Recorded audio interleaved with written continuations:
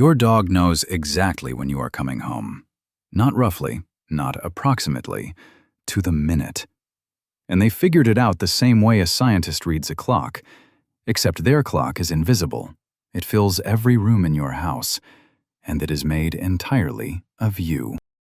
There is a 7-year-old basset hound named Clover who starts her walk toward the front door every single evening at 4:47 p.m. Not 4:45, not 4:50.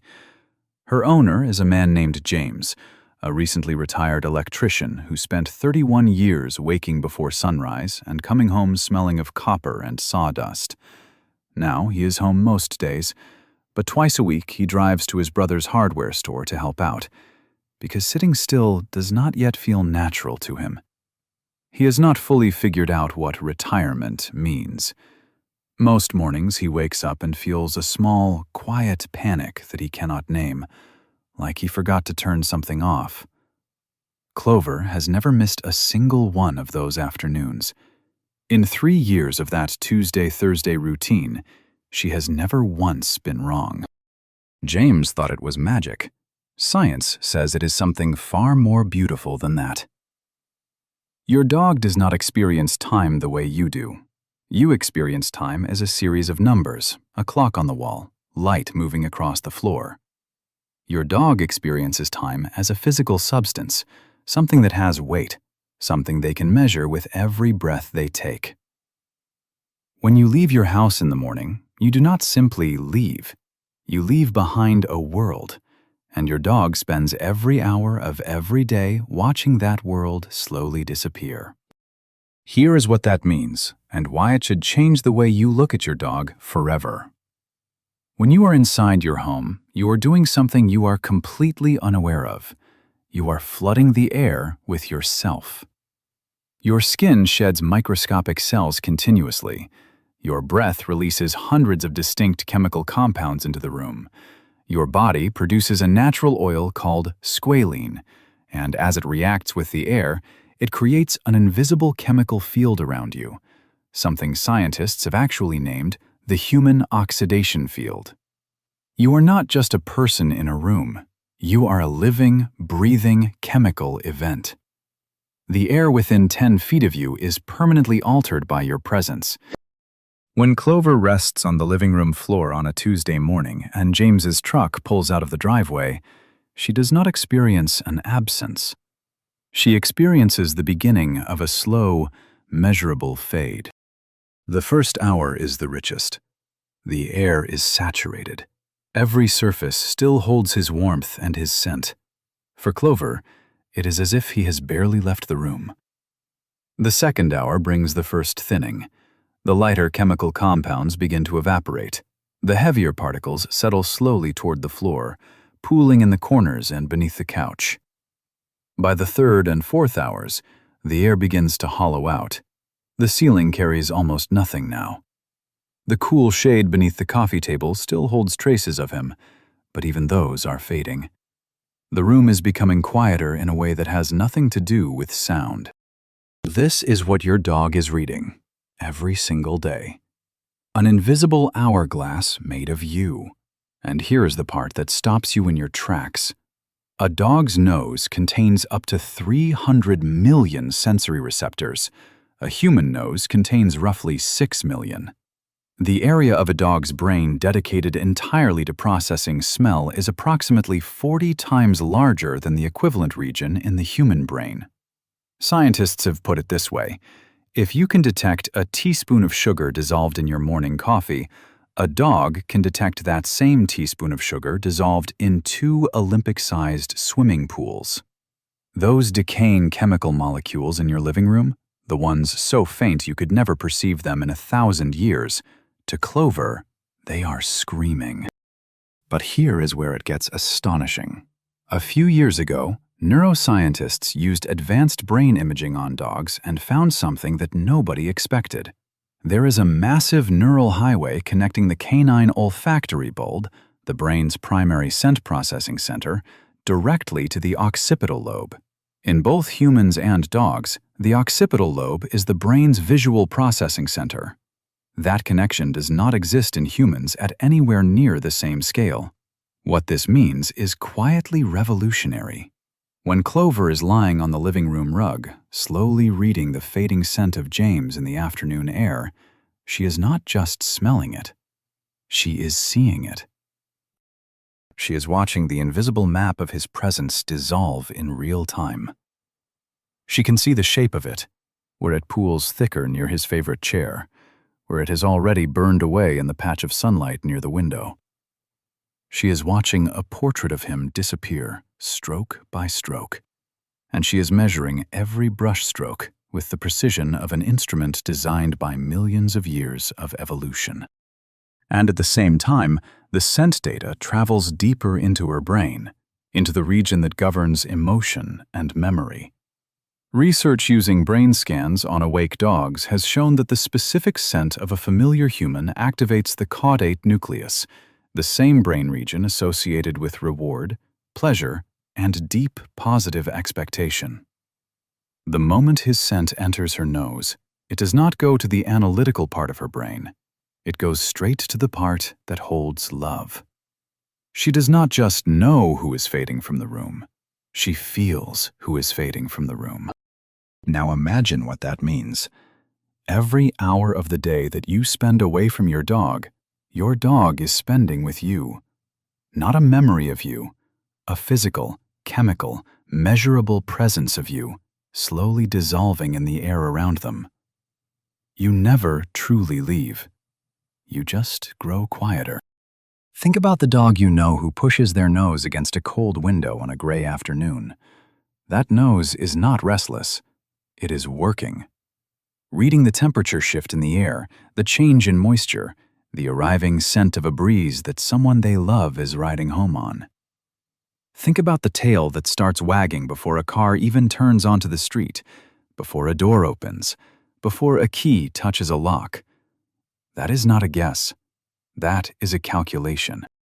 But this is only half the story, because it turns out dogs do not rely on the scent gradient alone. There is something else happening, something tucked quietly inside their brain that runs like a clock alongside the chemistry of the room. Inside a region of the brain called the medial entorhinal cortex, scientists have identified specific cells they have named time cells. These neurons activate sequentially when an animal is in a resting or waiting state. They do not fire when the animal is moving or exploring. They fire during stillness, during waiting, encoding the passage of time itself. As the day stretches on and the scent of James continues to thin, Clover's internal time cells are firing in sequence, one after another, like a countdown that has been calibrated by years of routine. The two clocks run in parallel, the chemical clock outside, the neurological clock inside. And when both of them reach the same threshold at the same moment, when the room has thinned to exactly the concentration that has always preceded James's return, and the internal sequence has fired to completion, Clover rises from the floor, stretches, walks to the door, and waits. She is not guessing. She is not hoping. She is certain, in the way that only physics can make something certain. The next time you come home and your dog is already there, already waiting before they could have possibly heard your car, stop for just a moment in the doorway. They spent the entire day with you. They watched you fade and then waited for you to return. That is not a biological quirk. That is devotion, written in the language of chemistry. But what happens when that language gets scrambled? What happens when the routine fractures and the hourglass becomes unreadable? That is where things get much harder to hear. When a household runs on chaos, when the schedule shifts constantly and the human comes and goes at random hours, the scent gradient becomes unpredictable. One day the threshold is at 80% saturation when the door opens. The next day it is at 10%. The dog cannot establish the reliable, memorized pattern that allows them to read time, and without that, something quietly breaks. The pacing that looks like restlessness is not restlessness. It is disorientation. The destruction that looks like disobedience is not disobedience. It is panic. Without a readable chemical calendar, the dog has no anchor. They are adrift in a day that never resolves. Providing a consistent routine for your dog is not just a behavioral strategy, it is an act of profound compassion. You are giving them back their ability to understand the world. There is a dog somewhere tonight who is pacing the hallway in the dark. An older dog, one whose nose once read every room like a fluent language, who knew to the minute when the person they loved would walk through the door. And now the signals are all wrong. The brain that once linked scent to vision, to time, to emotion, has begun to fog.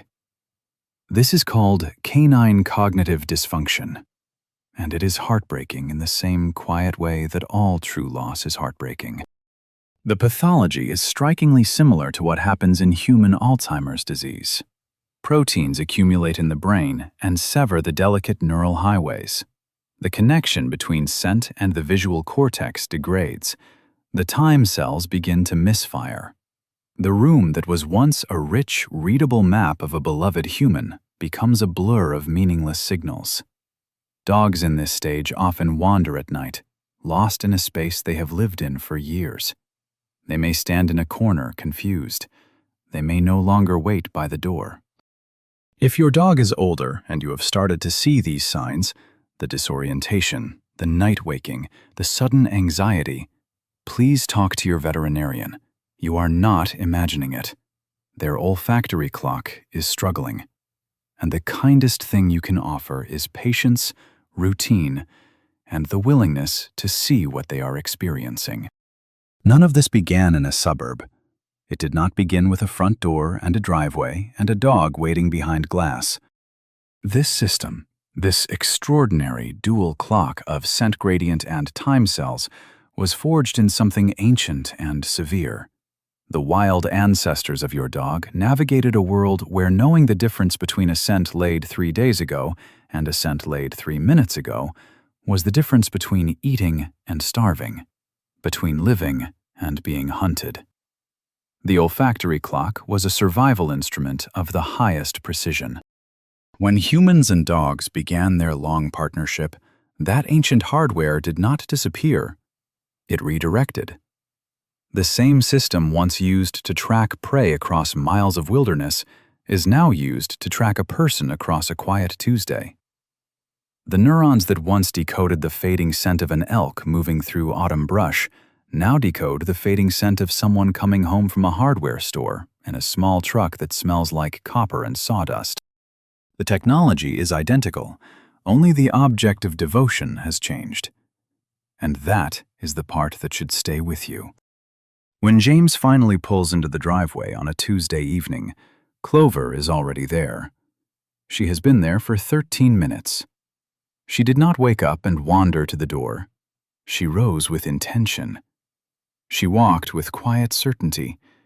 She knew, not because she is magic, but because she spent 8 hours in the fading company of someone she loves, measuring every molecule of his disappearance, holding the thread of him in the air until the thread grew thin enough to mean he was almost back.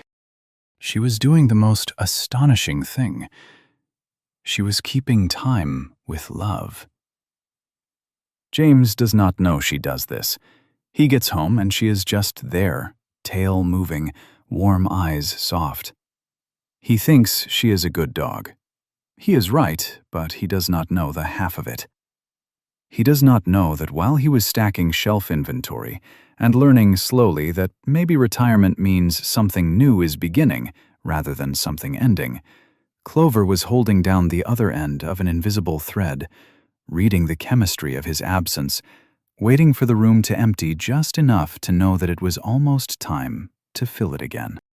Your dog is doing this for you right now, today, tomorrow, every single day that you leave and return. They are not simply waiting. They are measuring the distance between the last moment they had you and the next moment they will. They are counting down in a language older than language. And when the number reaches 0, they walk to the door, not in hope, in knowledge. So here is what I want you to do in the next 60 seconds. If your dog is in the same room with you right now, set down whatever is in your hands. Move to wherever they are. Sit down on the floor with them. Put your hand flat and slow against their side. Feel them breathe. Let them feel you breathe back. Because right now, you are not fading. You are here. And your dog knows the difference between fading and here more precisely than any instrument we have ever built. Right now, you are not a ghost in the air. You are real, warm, present. And yours is the scent that makes every room feel safe. Tell me in the comments, does your dog go to the door before you get home? Do you have someone in your life who notices this about them? Because you are exactly the kind of person who should be here. This channel exists for the people who look at their dog and feel there is more going on behind those eyes than anyone has taken the time to explain. Subscribe if you want to keep knowing, because next time, we are going to talk about something your dog may be doing while you sleep that science only just found the words for, and once you hear it, you will never look at them the same way again.